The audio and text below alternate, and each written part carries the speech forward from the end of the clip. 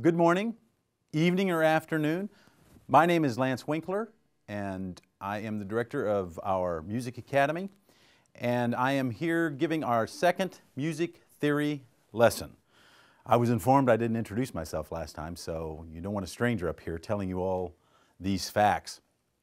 So last week we talked about the staff and how we use it to communicate, write down what we hear. So just a little bit of a review. Remember, here are the notes or the keys that you see on a piano.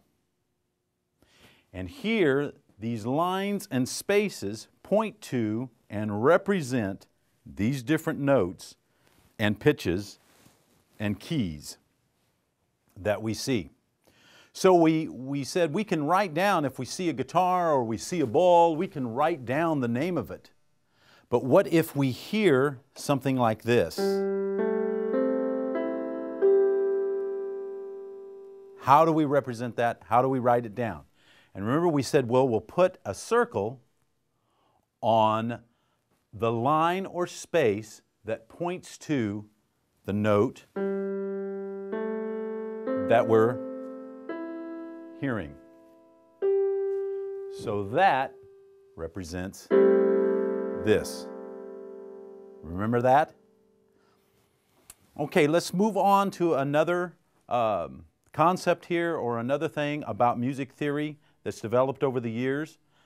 They named each one of these lines and spaces has a name. And the name are letters from our alphabet. So even our youngest student can understand what these names of the lines and spaces are. So here's what I want us to learn today.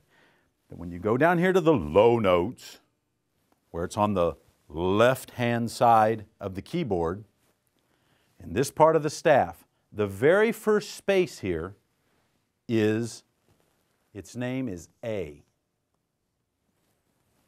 So, what do you think the next line, what do you think it's named? You're right, B. And so on. Then the next space is C. The next space is D, E, F is that line, G. Now when we get to here, it all starts over again. All starts over again. So we come back here. This line is called A. This space is called B. This line is called C, D, E, F, G. Then, once we get to there, it starts over again and goes, that space is called A. That line is called B, and so on.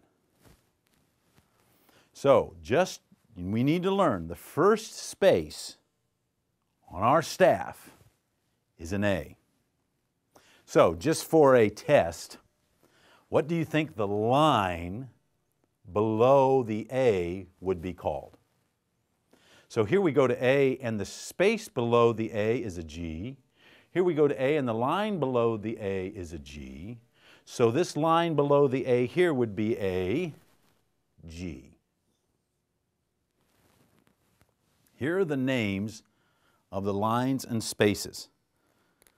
So this is our second lesson, and we'll move on to clefs next week, and I hope you got all the answers right.